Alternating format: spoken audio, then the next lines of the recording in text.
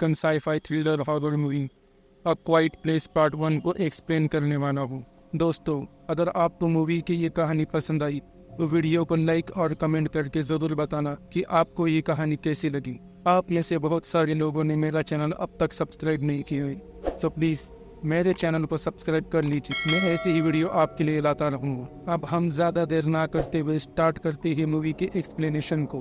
इस मूवी की शुरुआत एक एबेंडेंट सिटी से होती है जहाँ पर कोई भी नहीं होता।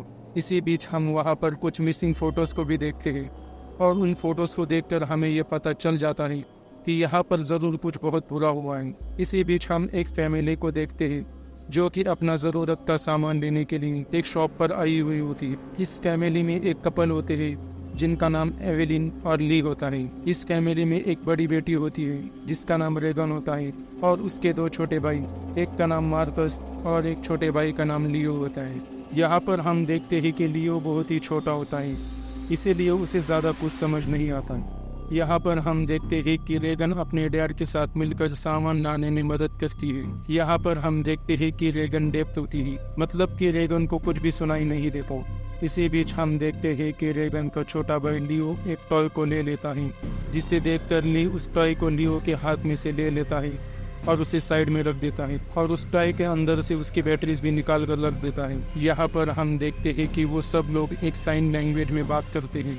वो लोग ऐसा क्यों करते हैं ये हमें आगे जानने को मिलेगा। इसके बाद वो सारे लोग वहाँ से निकल जाते हैं और इसी बीच रेगन अपने छोटे भाई को वो टॉय दे देती हुई लियो उस टॉय के साथ में उन बैटरीज को भी वहाँ से उठा लेता है और वहाँ से निकल जाता है। अब आगे जाके हम देखते हैं कि वो सारे लोग एक ब्रिज को क्रॉस कर रहे होते हैं और उन सब में से लियो सबसे पीछे होता है। इसी बीच लियो उस टॉय को चला देता है और उस टॉय में से आवाज़ आने लगती है।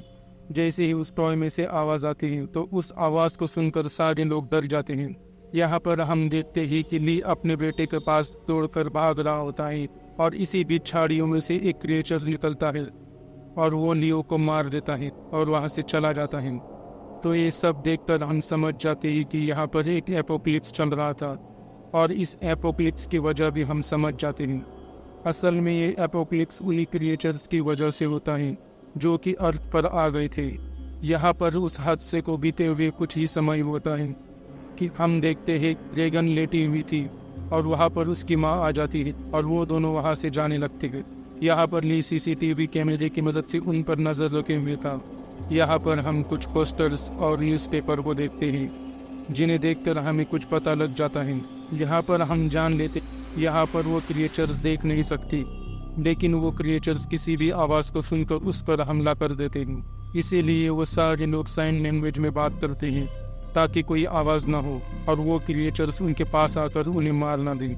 एवेलिन अंदर आकर खाना बनाने की तैयारी कर रही होती है और मार्कस ली को लेकर आता है और वो सारे लोग बैठकर खाना खाते हैं। जिसके बाद रेगन और मार्कस एक गेम खेल रहे होते हैं और गलती से रेगन का हाथ लगकर फायर लैम्प गिर जाता है। फायर लैम्प गिरने की वजह से एक जोर से आवाज़ होती है और इस आवाज़ को सुनकर वो मॉन्स्टर उनके पास आ जाता है।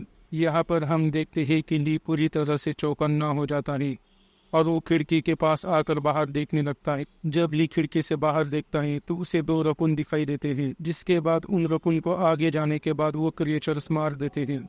अब रात में हम ली को देखते हैं जो कि अपनी बेटी रेगन के लिए एक हीलिंग मशीन बना रहा होता है। अगले दिन हम एवेलिन को देखते हैं जो कि प्रेग्नेंट होती है और वो स्टेथोस्कोप की मदद से अपनी बच्ची की आवाज़ सुन रही होती है। इसके बाद हम ली को देखते हैं जो कि अपना काम कर रहा होता है और वहाँ पर रेगन आ जाती है जो कि बेसमेंट में जा रही होती है, पर ली उसे नीचे नहीं जाने देता क्योंकि नीचे जाने की वजह से आवाज़ हो सकती थी और वो क्रिएचर्स उनके पास आ सकते थे। इसके बाद हम देखते हैं कि रेगन वहाँ से बाहर आती है और उसके डैड उसे रोकने की कोशिश करते हैं। इसके बाद उसके डैड उसे एक हीलिंग मशीन देते हैं, लेकिन रेगन उस मशीन को नहीं लेती क्योंकि उस मशीन ने कभी भी काम नहीं किया था। लेकिन फिर भी ली रेगन को हीलिंग मशीन दे देता है। इसके बाद हम देखते हैं कि सीन चेंज होता है। ली और मार्कस शिकार के लिए जा रहे होते हैं। यहाँ पर मार्कस को डर लग रहा होता है, लेकिन उसकी माँ उसे समझाती है, जिसके बाद मार्कस शिकार पर जाने के लिए राजी हो जाता है। इसके बाद हम रेगन को देखते हैं जो कि अपने डैड की दी हुई मशीन को अपने कानों में लगाती है, लेकिन उसे लगाने के बाद भी उसे कुछ भी ज़्यादा फ़ायदा नहीं होता क्योंकि वो मशीन काम नहीं कर रही होती है। यहाँ पर वो थोड़ा बहुत उदास हो जाती है क्योंकि वो एक गिल्ड में थी और वो गिल्ड उसके छोटे भाई का था, क्योंकि रेगन को ऐसा लगता था कि उसका छोटा भाई लियो उसी की वजह से मारा गया है। इधर हम मार्कस और ली को देखते हैं जो कि मछली पकड़ रहे होते हैं, और दूसरी तरफ हम देखते हैं कि रेगन घर से बाहर निकलकर कहीं जा रही होती है। इसके बाद हम एवेलिन को देखते हैं जो नीचे उतरकर कपड़े लेने जा रही होती है। एवेलिन का कपड़ों का बैग स्टेयर्स पर अटक जाता है। एवेलिन उसे खींचने लगती है और खींचने की वजह से हम देखते हैं कि स्टेयर पर से एक कील बाहर आ जाती है, जिस पर एवेलिन ध्यान नहीं देती और वहां से चली जाती है। इसके बाद हम मार्कस और ली को देखते हैं जो कि एक वाटरफॉल के पास होते हैं। यहाँ पर वो लोग आपस में बात कर रहे होते हैं और ली जोर जोर से चिल्ला भी रहा होता है। यहाँ पर ली अपने बेटे को बता रहा होता है कि वाटरफॉल की आवाज़ की वजह से उनकी आवाज़ उन क्रिएचर्स तक नहीं जाएंगी। खैर हम रेगन को देखते हैं जो कि अपने भाई लियो की ग्रेव के पास जाकर बैठ जाती है। अब हम रात में एवेलिन को देखते हैं जिसका डिलीवरी का टाइम नज़दीक आ चुका था, जिस वजह से उसे बहुत ज़्यादा दर्द हो रहा होता है।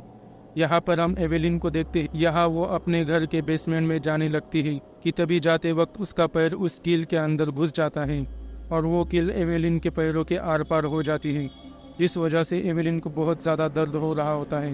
वो जैसे तैसे कर कर उस कील को अपने पैर से बाहर निकालती है और आगे बढ़ने लगती है कि तभी उसे एक क्रिएचर दिखाई देता है जो कि उनके घर के अंदर होता है। यहाँ पर एवेलिन एक लीवर को खींचती है, जिसे खींचने के बाद बाहर लगी हुई लाइट ऑन हो जाती है। लाइट उन लोगों ने एक सिग्नल के लिए लगाया हुआ होता है ताकि दूर से आने वाले शख्स को भी पता चल सके कि घर में खतरा आ चुका है। इसके बाद हम देखते हैं कि वो क्रिएचर बेसमेंट में आता है, जिसे देखकर एवेलिन छुप जाती है। यहाँ पर हम देखते हैं कि अलार्म बज जाता है और अलार्म की आवाज़ सुनकर वो क्रिएचर उस अलार्म पर झपट पड़ता है और एवेलिन इसी मौके का फ़ायदा उठाकर वहाँ से निकल जाती है। और यहाँ पर एवेलिन की हालत बहुत ज़्यादा ख़राब होती है। इतने में ही बाहर मार्कस और ली आ जाते हैं और वो उस रेड सिग्नल को देखकर पूरी तरह से अलर्ट हो जाते हैं। इसी बीच एवेलिन बाथटब में बैठ जाती है और उसे बहुत सारी ब्लीडिंग होने लगती है। तभी हम देखते हैं कि ली के कहने पर मार्कस बाहर फायर क्रैकर जला देता है। फायर क्रैकर की आवाज़ की वजह से पूरी तरह से क्रिएचर्स डिस्ट्रैक्ट हो जाता है। जिसके बाद हम देखते हैं कि ली घर के अंदर गन लेकर जाता है और अपनी वाइफ को ढूंढने लगता है, लेकिन उसके वाइफ उसे कहीं भी नहीं मिलती।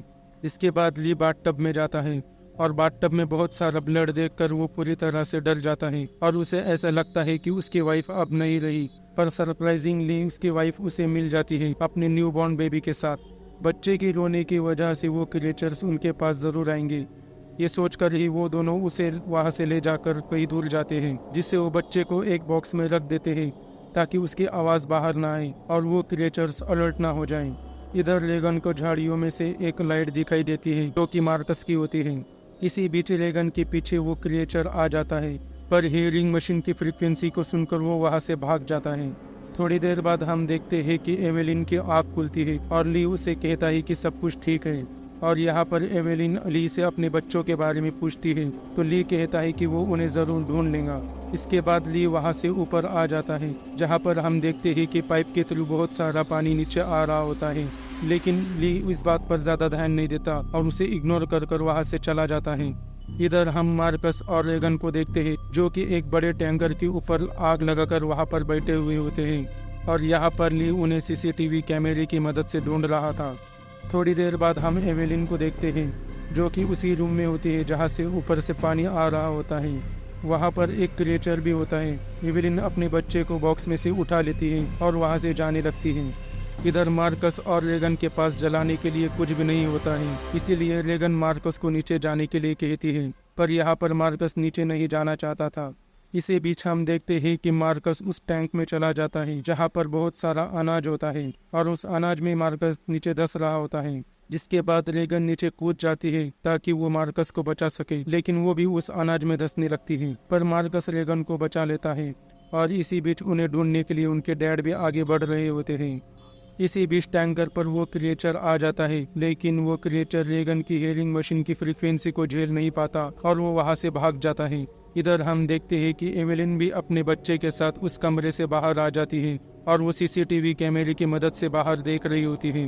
अब यहाँ पर फाइनली ली को अपने बच्चे मिल जाते हैं, जिन्हें देखकर वो उन्हें अपने गले लगा लेता है और यहाँ पर ये सब एवेलिन भी देख रही होती है।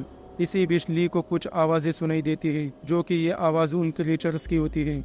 अब हम आगे देखते हैं कि ली अपने बच्चे को गाड़ी के अंदर बैठा देता है और खुद कुल्हाड़ी लेकर उन क्रिएचर्स का सामना करने के लिए तैयार हो जाता है।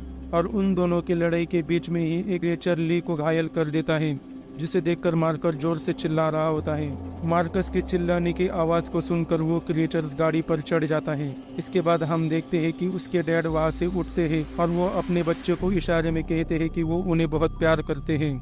इसके बाद ली बहुत ज़्यादा ज़ोर से चिल्लाने लगता है और चिल्लाने की आवाज़ सुनकर वो क्रिएचर्स उस गाड़ी पे से वापस आकर उसके डैड पर हमला कर देता है और उन्हें पूरी तरह से मार देता है।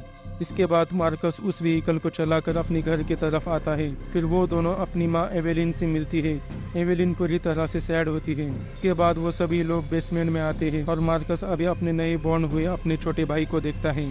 इधर रेगन अंदर बहुत सारी हेयरिंग मशीन्स को देखती है, जो कि उसके डैड्स उसके लिए रोज बनाते थे। इसी बीच हम देखते हैं कि उन्हें एक क्रिएचर्स की आवाज़ आती है, जो कि वहां पर आ चुका था। उस क्रिएचर के नीचे आते ही एवेलिन उसके ऊपर गन तान कर तैयार हो जाती है। इसी बीच रेगन को पता चल जाता है हियरिंग मशीन की फ्रीक्वेंसी को नहीं झेल सकते, इसीलिए रेगन अपनी हियरिंग मशीन में से आवाज़ करने लगती है, जिसे सुनकर वो क्रिएचर पूरी तरह से तड़प रहा होता है। इसके बाद उस फ्रीक्वेंसी की आवाज़ को तेज करने के लिए रेगन उस मशीन को माइक के पास लगा देती है, जिसके बाद वो क्रिएचर नीचे गिर जाता है। इसके बाद एवेलिन और रेगन पूरी तरह से शांत हो जाते हैं, लेकिन वो क्रिएचर फिर से उठकर उनके ऊपर हमला करने के लिए तैयार हो जाता है कि तभी एवेलिन उसे शूट कर देती है और अब गन की आवाज़ को सुनकर बहुत सारे क्रिएचर बाहर आने लगते हैं। ये सब देखकर एवेलिन वो गन उठाकर फिर से तैयार हो जाती है। दोस्तों, इसके बाद जो कुछ भी हुआ वो आप नेक्स्ट पार्ट में देखने के लिए मिलेगा, जिसे मैं बहुत ही जल्द एक्सप्लेन करने वाला हूँ। दोस्तों, मैं ये उम्मीद करता हूँ कि आपको ये एक्सप्लेनेशन पसंद आया होगा। तो अगर आपको मेरी ये वीडियो पसंद आई है तो वीडियो को लाइक कर दीजिए और चैनल को सब्सक्राइब कर दीजिए। बेल नोटिफिकेशन ऑल पे सेट कर दें, ताकि हमारी आने वाली वीडियो की नोटिफिकेशंस आपको मिलती रहे। और ऐसी ही वीडियोस देखने के लिए बने रहे हमारे इस चैनल नाइटमेयर नेटवर्क पर।